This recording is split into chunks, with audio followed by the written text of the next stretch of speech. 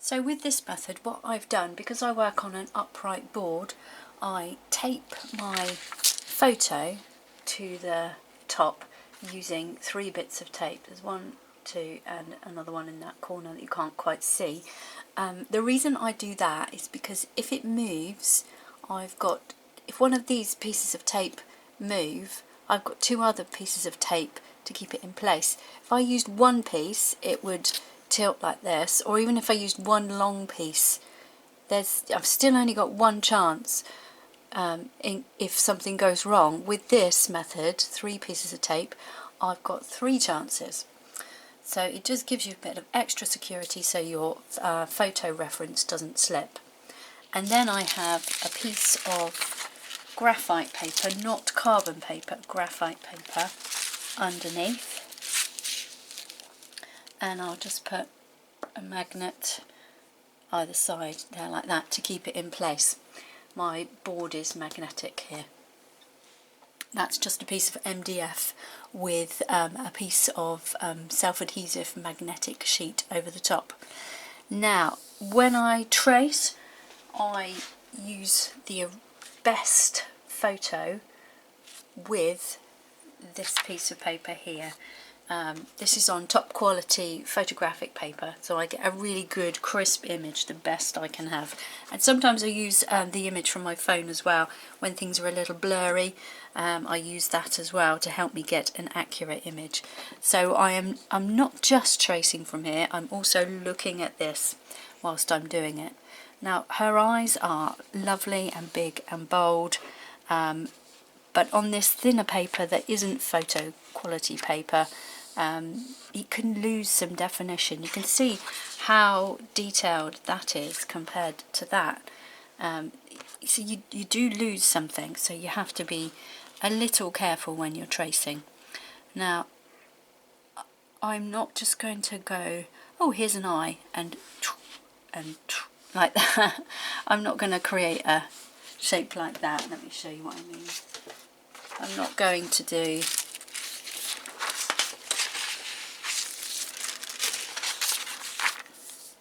this for her eye. I'm going to be much more precise than that.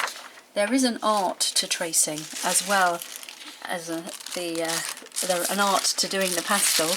There's an art to tracing as well, and it is something that you can learn and be better at. So just take your time. Now, an eye is not flat, so this eye is not flat, even though it's on paper and the paper's flat. The light is affecting it and meaning that it's not flat. So we need to think that the eye does come out here, and then it goes back in here, and then around the tear duct it comes out again, and then likewise here, up and out as it comes over. It's not flat, so we need to bear that in mind as we do it and focus on these lines that we see. So I'm going to go over the top of her eye. Now coming to the tear duct, I'm thinking, right, this goes in, even though it looks like it doesn't on the photo reference here. It does.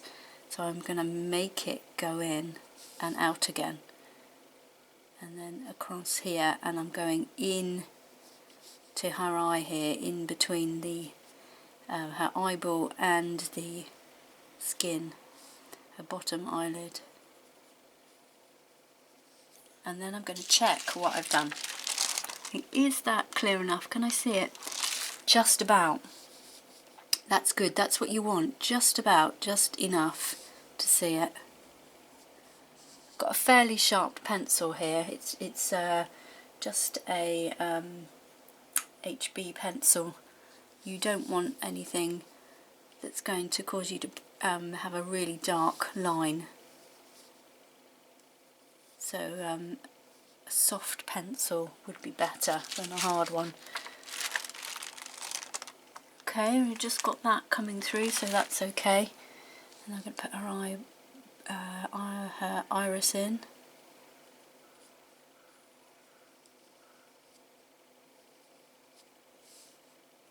And then she's got a pupil in here, but it's so dark you can barely see it, so I'm just going to put it in like that.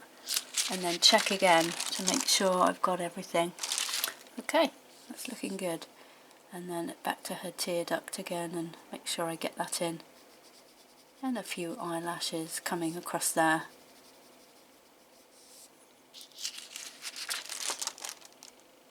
Just to give me an idea. Right, she's got a bit of a shadow coming down here as well, so I'll put that in. Down there.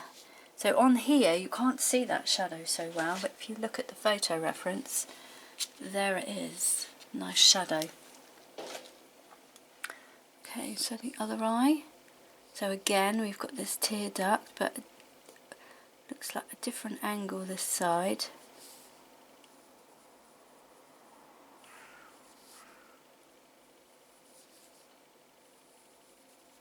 There, going around the eyelashes. Bring those in.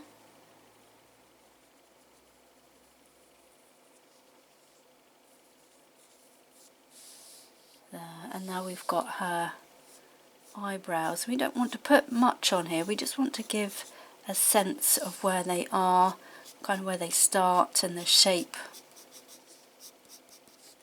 And then we'll have another look, see how we're doing. Yeah, okay, that's good.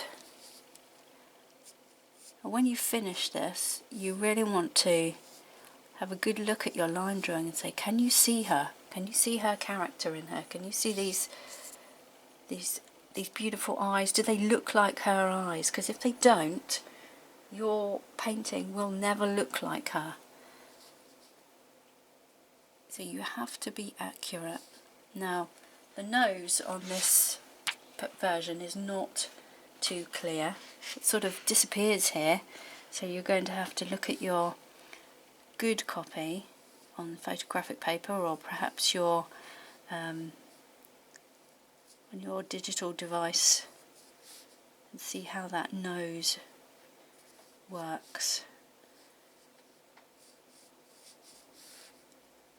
After you've done quite a few portraits, you get to know noses, you get to know their shape, and it does become easier. I think noses are one of the hardest things.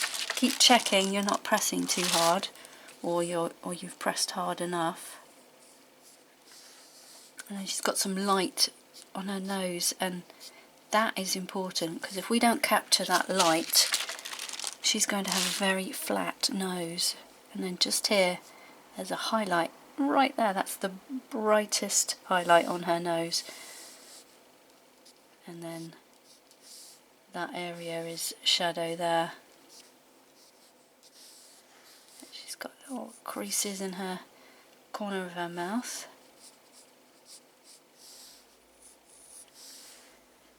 And then we'll put her mouth on. Now, again, the mouth is very blurred, so you have to be careful here. You see here, there's a little V shape coming down, so a V shape there and a V shape there. Lots of shape missing from this photo reference, so you have to be a little bit more careful when you're doing this.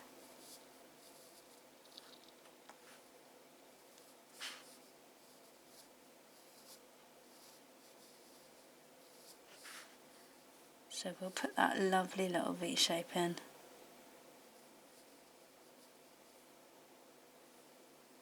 It's just there.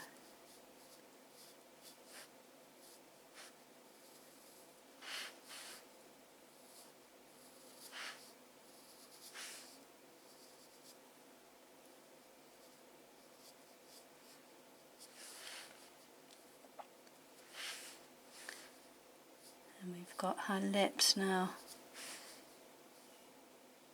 Lips are funny things.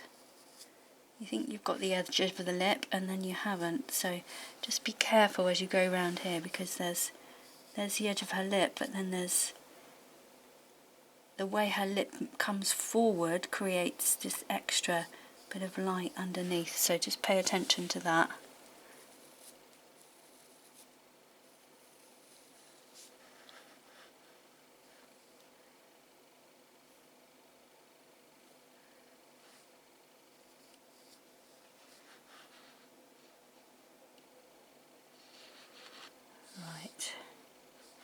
teeth. They're not too dark in here. I'm just going to put round the edges because we really are going to really push them back and not worry about them too much. They're just going to be, and even we can close her mouth up a bit as well. If we don't like the teeth, or your teeth have gone wrong, you can just bring the lips in a bit thicker. That'll be okay.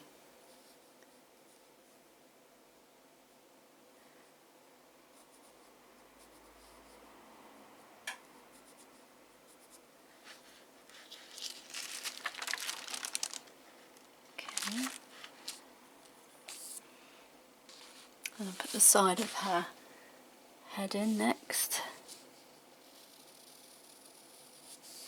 You really don't want this to be too dark or too thick. Be careful with the pencil you're using. That is a bit too dark and a bit too thick, so I'll show you how to correct that. I'm just going to come around this side first.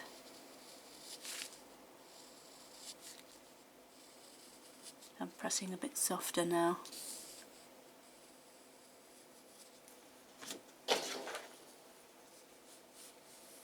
And you can see on her chin here, it kind of, what does it do?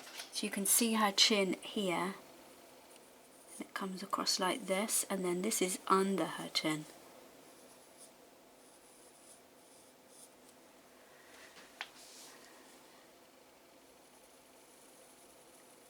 Make sure you get this coming across here and then up and over. It's very easy to miss this curve here. So you're coming round and then it's a curve in like this.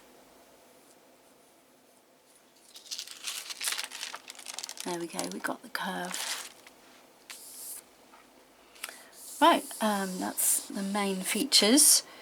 We need to put her ear in now, which is quite blurred. So we need to think about what is going on in here. And having done ears before, it will be a lot easier for you. If you're new to ears, that would be new to portraits, new to doing ears, that would be quite hard. But I am looking at this photo to see where I'm going with this.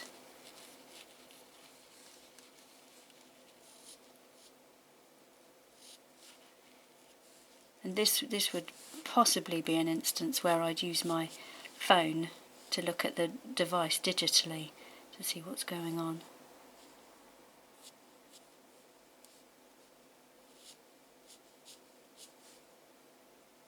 And you could, she's got an earring on, and it's difficult to see what's going on there. I think it's making her ear look bigger, so we could just lose the earring because it does look kind of strange.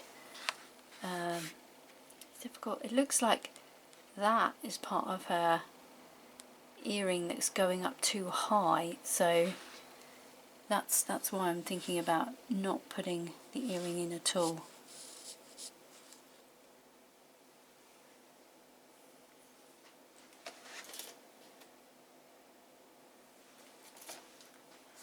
Okay, and hair, so finding the top of her head.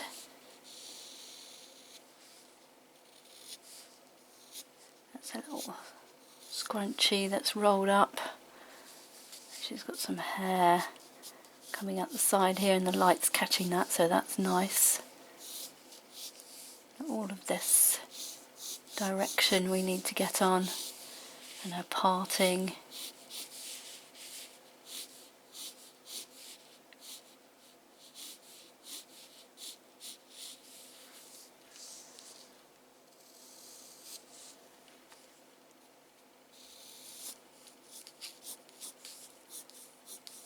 And roughly just going around the edge of that. I don't need it to be too detailed. Something like that. Just like that.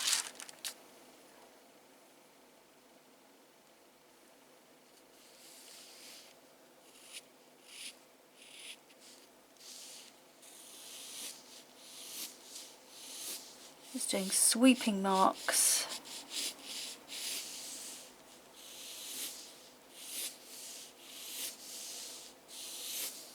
Doesn't need too much on there. Think about the way that that hair is moving into the scrunchie.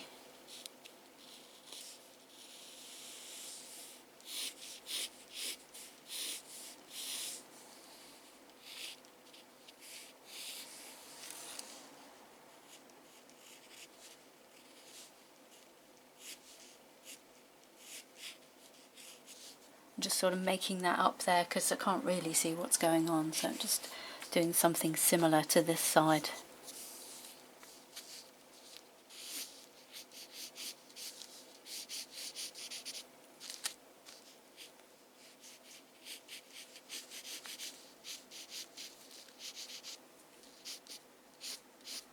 Like that, and then we'll put her shoulders on.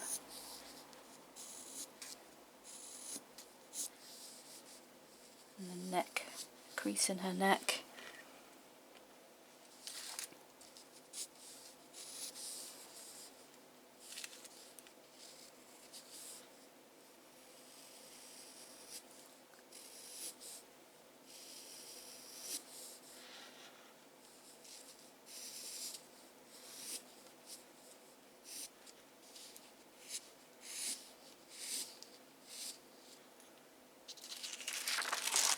Okay, and something I've missed is, yep, I missed that crease in her eyes.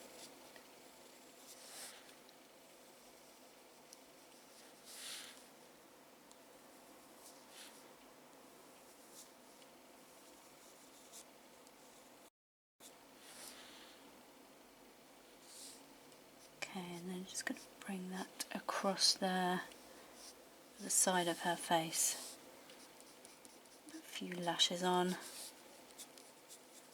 Remember, I want to be able to see her when I lift this off. So can I see her? Yeah, I can. Just about. I can see her there. It's going to always look a bit strange because she's got the iris is just blank, so it's hard to see what's going on. And what might make you think that she doesn't look like herself is because of the shadows as well. So you just have to get a sense of her, and then you can remove your graphite paper. Just put a little bit more of a hair direction in over there. Yeah, okay, I can get a sense of her here, so that's all good. So I'll just bring that ear across down to there. The hair coming over the ear. Yeah, okay, great. Now, we can remove everything. You could even just hinge your drawing up there. If you were concerned that you might lose your image, you could just hinge it up and then just drop it down and it would fall in the same place.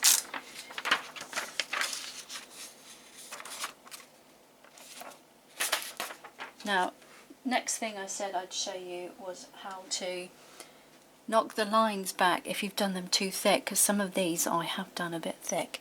Features I haven't, but around the edge, especially this edge here, it's quite thick.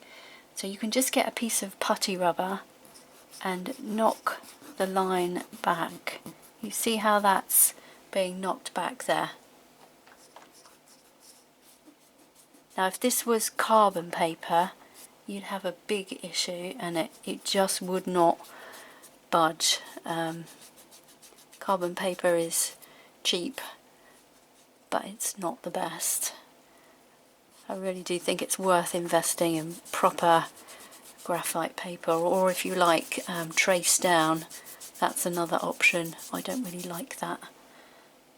Prefer the graphite paper, and I think graphite paper is quite a lot cheaper. Just make sure it's wax free.